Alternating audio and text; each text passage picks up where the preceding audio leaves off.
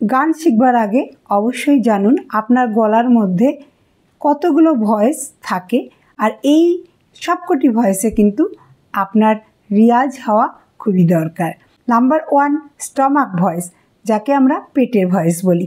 Number 2 chest voice, যাকে আমরা বুকের ভয়েস বলি, মানে বুক থেকে যে আওয়াজ আমরা নিই। নাম্বার 3 থ্রোট ভয়েস, যাকে আমরা গলার ভয়েস বলি, গলা থেকে যে আওয়াজ বের করি। নাম্বার 4 হেড ভয়েস, যাকে আমরা মাথার ভয়েস বলি, যার কম্পন আমরা মাথায় উপলব্ধি করি। 5 হলো ফালসেটো, যাকে আমরা একটু কৃত্রিম, পাতলা আর হাওয়া মিশ্রিত ভয়েস বলে থাকি।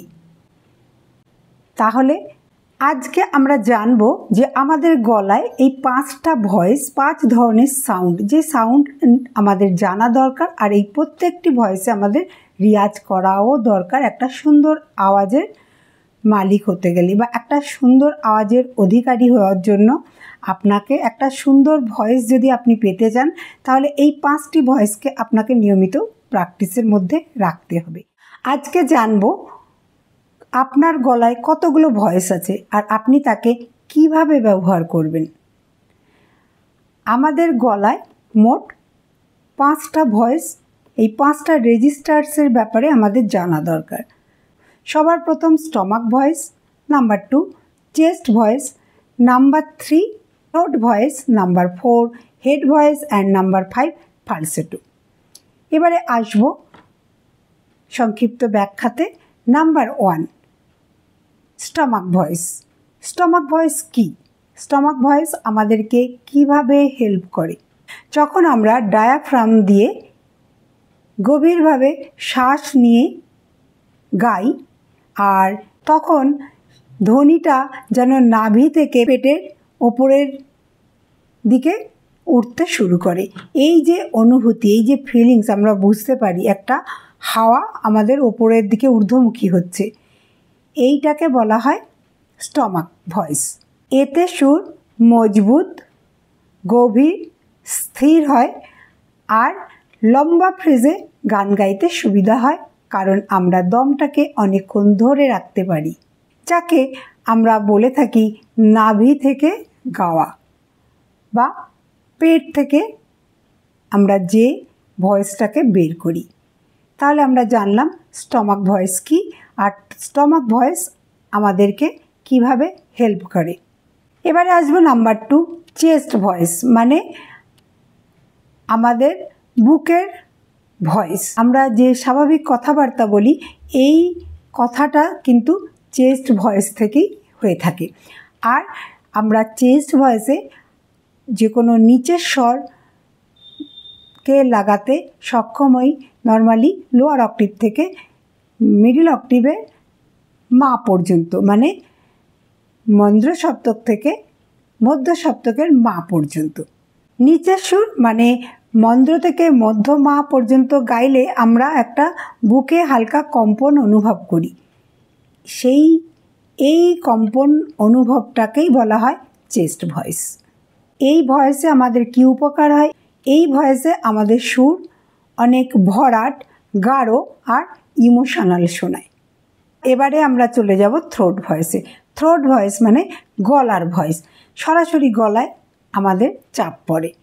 যখন আমরা থ্রোট ভয়েস দিয়ে গান গাই, তখন আমাদের গলায় সরাসরি চাপটা পড়ে। থ্রোট ভয়েসকে যদি আমরা বেশি ব্যবহার করে থাকি, তাহলে আমাদের গলা চড়ে যায়, কিংবা অনেক সময় বসে যায়, আবার খুব কর্কশ শোনায়। তাই অনেকের গলার মধ্যে দেখবেন এই ধরনের সমস্যা হয় যে তারা একটা লেভেলের নিচে নামতে পারেন না। যে অনেকেই তো নিচে থেকে গাইতে পারে, যদি আপনাকে নিচে সা, আপনি একটা জায়গাতে আপনার গলায় সা আটকে যায়, মানে তার থেকে নিচে আসছে না, তার মানে বুঝবেন যে আপনার থ্রোট ভয়েসকে আপনি বেশি ব্যবহার করে ফেলছেন। ইমিডিয়েট অ্যাকশান নিন, যে থ্রোট ভয়েসে যখন যতটুকু দরকার, তাছাড়া অতিরিক্ত থ্রোট ভয়েসকে ইউজ করবেন না, তাহলে কিন্তু ভোকাল কর্ড ড্যামেজ হয়ে যাবে। থ্রোট ভয়েসে আমরা বেশিক্ষণ কোনো জিনিসকে ধরে রাখতে পারি না, না আমরা সেখানে দম ভরে রাখতে পারি, না আমাদের সাউন্ডকেও বেশি লম্বা নিয়ে যেতে পারি। তাই গলা থেকে আওয়াজ না বের করে যখন যেটুকু দরকার ঠিক ততটুকুর জন্যই থ্রোট ভয়েসকে ব্যবহার করুন। থ্রোট ভয়েসকে কম ব্যবহারের তালিকাতেই আপনারা রাখবেন। নেক্সট চলে যাব হেড ভয়েস। হেড ভয়েস মানে যখন আমরা উঁচু সুরে গান গাই বা তার সপ্তকে যখন আমরা গান গাই তখন কিন্তু আমরা মাথার মধ্যে একটা কম্পন অনুভব করি। তাহলে হেড ভয়েস বলতে বোঝায় মাথার ভয়েস। আর যখন আমরা তার সপ্তকে গান গাই তখন কিন্তু আমাদের আওয়াজ পাতলা আর উঁচু স্বরে শোনায়, আর সেই সময় আমরা মাথার মধ্যে একটা কম্পন অনুভব করি, তাকেই বলা হয় হেড ভয়েস। তাহলে সেই আওয়াজটা আমাদের মাথার মধ্যে আমরা একটা কম্পন অনুভব করি বা আমাদের কপালের মধ্যেও আমরা একটা সাউন্ড বুঝতে পারি। অনেক সময় এটাকে আপার হেড বলা হয়, যে আপার হেডে এই ফিলিংসটা আমরা বেশি বুঝতে পারি। এই ভয়েস আমাদেরকে কি হেল্প করে? এই ভয়েসে যখন আমরা গান গাই হেড ভয়েসকে ইউজ করি তখন সেই সুরটা হালকা উঁচু আর পরিষ্কার শোনা যায়। 5 নম্বর ফালসেটো। ফালসেটো মানে একটা কৃত্রিম পাতলা ও হাওয়া মিশ্রিত ভয়েস, যাকে আমরা আর্টিফিশিয়াল ভয়েসও বলে থাকি। এই ভয়েস আমাদেরকে কি সাহায্য করে? নর্মালি আগে বলে নিই যে এই ভয়েসে পুরুষ সিঙ্গাররাই বেশি ব্যবহার করে থাকেন ফিমেল সিঙ্গারের তুলনায়। আর এই ভয়েসে আমাদের গলার রেঞ্জকে বাড়াতে সাহায্য করে। তাই ফালসেটোর প্র্যাকটিস যদি আমরা নিয়মিত 5-10 মিনিট করে প্র্যাকটিস করি তাহলে আমাদের গলার রেঞ্জকে বাড়াতে অনেক সাহায্য করে। আর বিশেষ করে পুরুষরা যখন উঁচু নোটে গান গান, তাই তাদের জন্য এই ফালসেটো রেওয়াজটা খুবই একটা ইম্পর্টেন্ট, আবশ্যক। তাই যারা পুরুষ সিঙ্গার, মেল সিঙ্গার বা মেল শিক্ষার্থী তারা ফালসেটোর ভয়েসে একটু বেশি ফোকাস করবেন। যদি রোজ 10 মিনিট করে 15 মিনিট করে ইউজ করেন তাহলে দেখবেন আপনার ভোকাল রেঞ্জ অনেক বেড়ে যাবে। কারণ পুরুষ মানুষের গলার রেঞ্জ একটু হাই হয়, উঁচু স্কেলে তারা গান গান, তাই রেঞ্জটা যদি স্মুথলি চলে যায় তাহলে সেই গানটা শুনতে বা তাদের গলায় অনেক কমফোর্টেবল ফিল হয়। ফালসেটোটা কিন্তু আমাদের গলার আসল ভয়েস নয়, অরিজিনাল সাউন্ড নয়। এই ফালসেটোটা কিন্তু আমাদের হেড ভয়েসের আরও ওপরের অংশে থাকে এবং এটা কিন্তু আসল হেড ভয়েস নয়।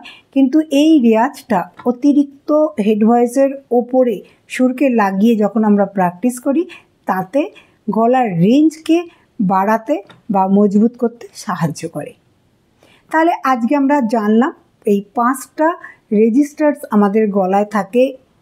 যতগুলোই সাউন্ড থাক না কেন এই 5টি সাউন্ড কিন্তু আমাদের কম্পালসারি জানা দরকার। আর এই 5টি সাউন্ডকে কিভাবে ব্যবহার করবেন সেটাও জানা দরকার। আজকের ক্লাসে, আজকের লেকচারে পুরো সুন্দরভাবে আপনাদের ব্যাখ্যা করে বুঝিয়ে দিলাম। আশা করব আপনারা বুঝে গেছেন এবং এইভাবে নিয়মিত আপনার প্র্যাকটিস রেওয়াজের মধ্যে একটা শিডিউল রেখে দিন যেখানে আপনারা এই 5টা ভয়েসকে আলাদা আলাদাভাবে প্র্যাকটিস করবেন। কোন ভয়েস কিভাবে করতে হবে তার একটা গাইডলাইন পেয়েই গেলেন, সেইভাবে আপনারা প্র্যাকটিস করুন। এই 5টি রেওয়াজই আমাদের কিন্তু দরকার।